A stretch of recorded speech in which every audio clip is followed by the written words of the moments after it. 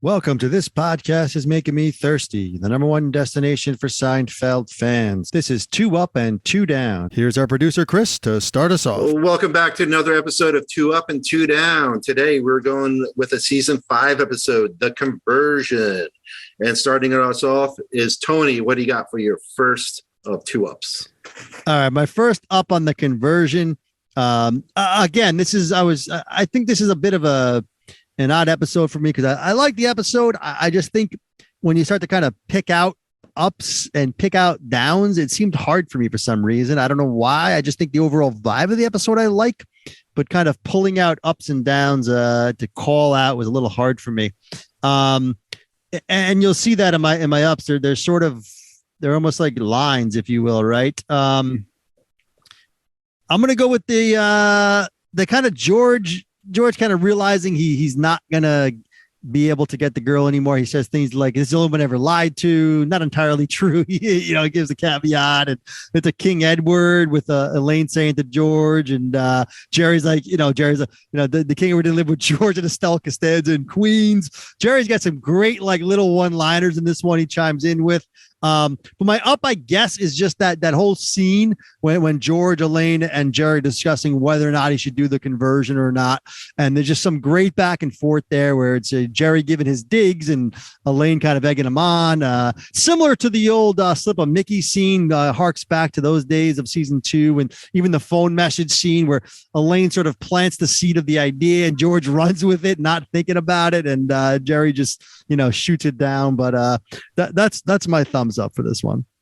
Yeah. I mean, I definitely love the premise of this episode, the conversion of, George trying to flip religions in order to continue dating a girl. So Chris, what do you got for your first up? I felt a little wavering there from my co-host. I mean, that is an excellent scene. I mean, I have that as my top one. I gave it up. I know that opening monologue is just, I think, incredible. So, all right, I digress. My number one is, again, I like the minutia. I like conversation. Kramer, Elaine, and Jerry at Monk's talking about fungicide. I think it's just brilliant. What were you doing opening the medicine cabinet? I didn't open it. I just nudged it a little. You were snooping. Just great writing.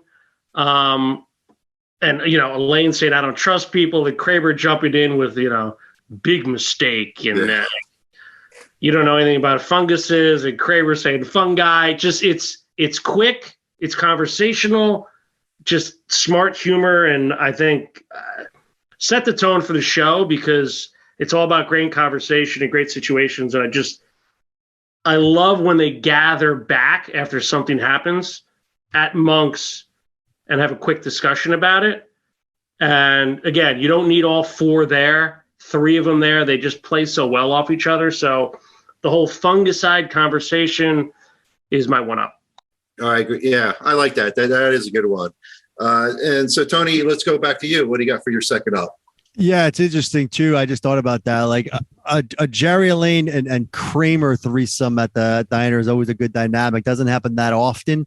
Kramer with the fungus and don't trust, people are going to look at medicine cabinets. Good call. I'm going with, I have to mention this. I can't mention it. Costanza behind a desk. We talk about it all the time. Talking to the 2 priests, both guys played their roles perfectly. Love both those priests. I love George Voss. No, not Voss. I like the hats. I like the hats. A good hat is just anytime George is behind a desk. Is there a quick version of this? Can we expedite this? Hands him all the books and George is ready to get started on it. Just a whole scene with George talking to the priests, doing his conversion discussion there. That's my other thumbs up. All right. Yeah, I do love the priest in this one. Chris, I'm sorry. Let's go back to you. What do you got for your second up? Yeah, I mean, George, in this age of uncertainty and confusion, a man begins to ask himself certain questions. That's what he tells these guys. I mean, it's because, yeah, you've stuck to this forever. George behind a desk, but him with these guys is unbelievable. And even the conversations with these fathers, whether it's him or Kramer, just incredible. The Kavorka thing.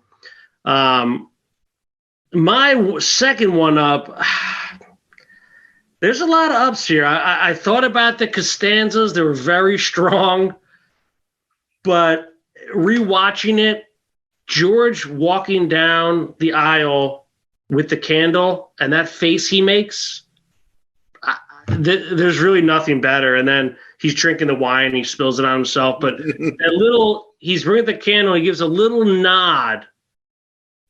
You know, it's just subtle. I don't know if that's Sharonis, I don't know if that's Jason Alexander, but that nod when he's holding that candle to become a Latvian Orthodox is just great. So that's my second thumbs up for the conversion. George ceremony candle. No, I agree. George throughout this whole episode was just a classic, in my opinion.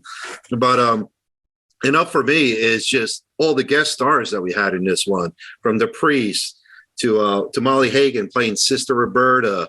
You got Frank and Estelle making an appearance. Kimberly Campbell playing Jerry's girlfriend, the one with the fungus and the cat fungus medicine. And then you got Jana Marie Hupp playing George's girlfriend. So all the guest actors in this one were great. So I really enjoyed this episode. So interested to hear what you guys have for downs. So Tony, let's go back to you. What's your first down? Yeah, so my first down is actually something you just brought up. My first down is the chick, Jerry's chick. Really? I do not like Jerry's chick in this episode. She is one of the, to me, and maybe we'll have her on the show, and I hate to, but I'm just saying it does not land with me. Trying way too hard with the weird voice and the flirting and the whole the way she talks. Something about this woman just rubs me the wrong way the entire time. I just feel like she's not there. She's not getting something. I don't know what it is. She's trying too hard to be the girl next door and the whole flirting thing. Cute girl. Love to have her on the show. I think, I'm not downplaying any of that. I just think the character and the way she plays it, it doesn't land for me. If I'm going to nitpick something here, that's a thumbs down. Well, she's only subletting Carol's a place for a month, so she's got to work fast if she wants to date Jerry. So, all right, Chris, what do you got for your first down? I agree with Tony there. I have that on my list as well. I agree. I would give up red meat to get a glimpse of her in a bra, but a little too much airtime for the blonde girlfriend in this episode. A little too much. She was featured, I think, in at least 3 to 4 different scenes. My one down, this is a crazy nitpick, but it obviously led to what happens in the episode. But why is Kramer picking up George at the church? Why? If someone can explain that to me, it's not like he's driving out to Long Island to a different church. It's in the city, and Kramer just happens to be there. He says, and he tells Sister Roberta, "I'm here picking up my friend George." What? And they never kind of got back to that. Kramer never said, "I'm picking up George." That one, I don't know, made no sense to me. It's not a huge down, but it's it's a little down. All right, yeah, you gave us something to think about there. All right, Tony, so what do you got for a down here? Listen, it's weird. I got a lot of things written down for downs, but they're kind of like one-liners or weird things I didn't love. So, in the interest of our show, I mean, that's what we do, right? We're dissecting, we're analyzing. I don't even know which one to go with. I got a few of these written down, but I'll go with the first one I have on my list. I just think Jerry's joke at the beginning when he's kissing the chick and she's like, "If you ever always kissed, it's good." He goes, "Actually, I had to practice. All the other kids were playing and I was kissing." It's a bad joke. It's not funny. I don't think any chick's going to buy that. I just don't like it. I never liked it. I think, Jerry's whole watching my height thing, not bad. He always tries to use these kind of hacky, kind of funny lines like shoved in, he's a comedian and he's got, picking up chicks, but I don't like I had to work at the kiss and joke. I don't think the real Jerry would use it. I hope not anyway. Never played with me. So that's my down. That's my second down is the old, I practiced kissing while everyone else was playing joke. I think it's more of a panic joke. He's got a hot chick. He doesn't know what to say. And it just, he just came out with it. But again, in a carefully written show, to your point, they probably could have done that differently for sure. At first, he could have said, "Hey, like the panties your mom laid out for you," or something like that. I think Tony's just down on this blonde girlfriend for sure, and that's what it is. But what's interesting about that is, that girl literally asked Jerry out while he's walking down the hall with Elaine. Like, I never said it either. Like, how do they know they're not a couple? Well, it seemed like they had, didn't she say something like, "Will I see you tonight?" I thought it was more of they've been talking and flirting a little bit already. So she had the go ahead, I thought. If I'm walking down the hallway with Elaine, I would get a question mark, I would think. But hey. Right. That's just me. All right. My second down, Schmid mentioned this, a good guest star. She was in the opening scene, and then we never heard from her again. She was the reason George is converting, and she had a great line, "I'll have the lobster." I thought there was more potential to bring her back in some capacity. I think she makes it outside of the opening line, and that was it. Yeah, so she does come back at the very end, I believe, of the episode, just to kind of like, say that like, that she's now moving to Lafayette, and obviously, right? I don't think I ever got that far when I watched this. To be honest, I don't remember that. So I would say I would have liked a little more from the girlfriend, the lobster, because she was pretty funny in the beginning, and there could have been a little check-in with her midpoint. But again, not a huge down, but a down nonetheless. Yeah, this would bring up about the beginning of the episode where George and Sasha is her name are having dinner together, and George goes, "Get the lobster. They got the best lobster." And then he goes to the menu and he looks like, "Little expensive." And I love that line that he throws in there. But so let's wrap up the conversion with the grades. Tony, let's go back to you. What do you got for your first or your final grade here? Yeah, so I'm guessing, I don't know, maybe no one knows where I'm going with this one. I think I've been talking a little what's the word? I'm a little mysterious on this one because this one's a mind bender for me. I ranked it in the top 40, I believe, when we ranked. Looking back, I don't know. I'm thinking that might have been a little too high. There's not a lot of downs and not a lot of ups. You're not getting blown away. You got the Costanzas. We didn't even mention mutilating squirrels. We didn't get the whole conversation in there.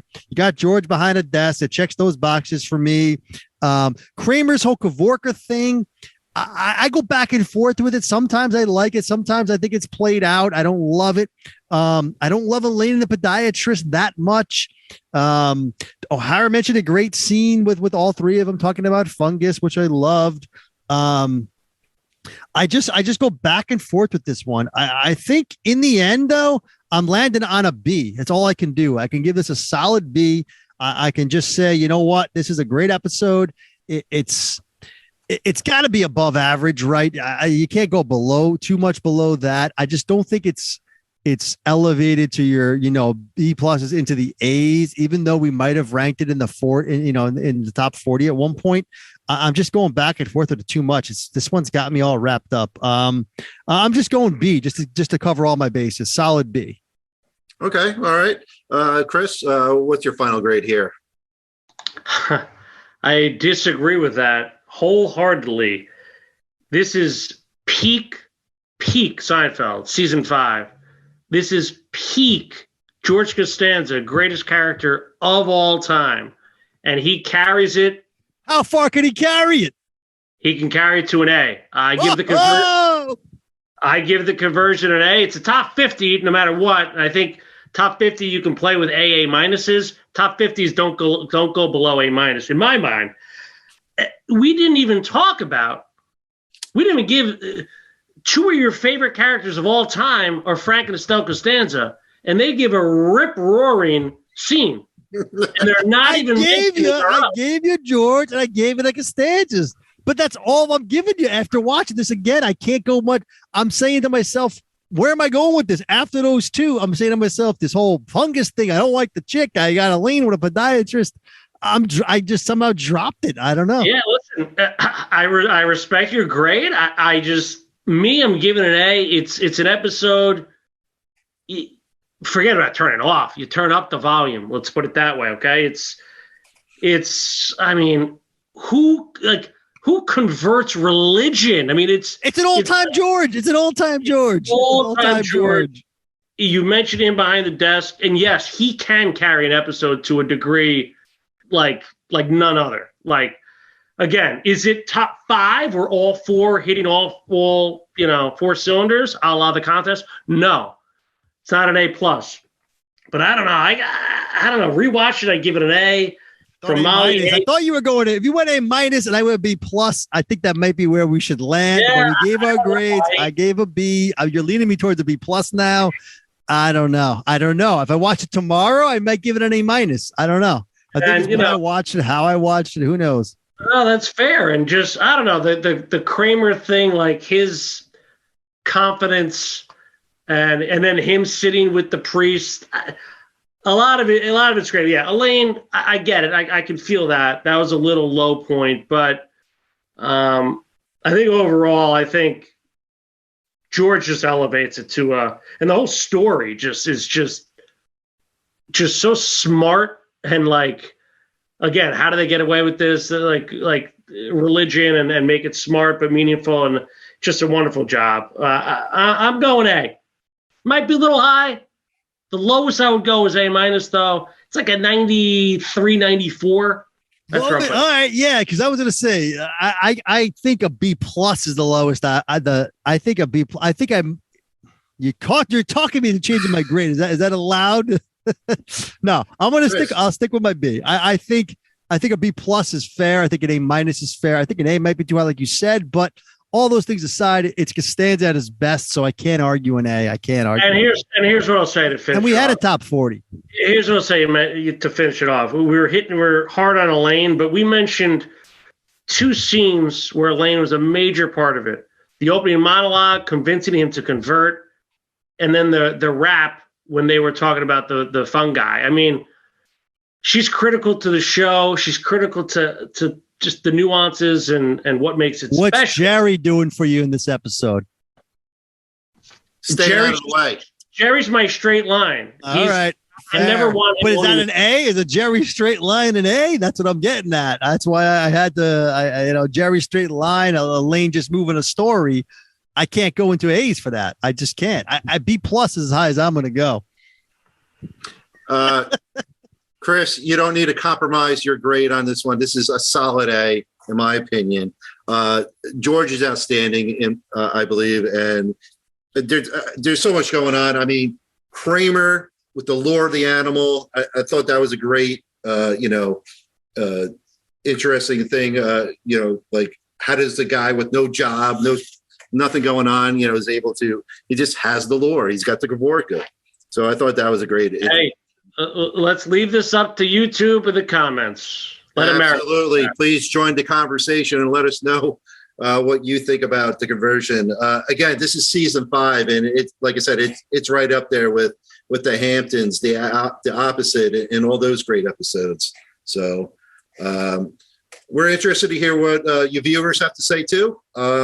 Guys, thank you so much. And let's hope everybody joins us for another one of these 2 Up and 2 Down episodes. Thank you.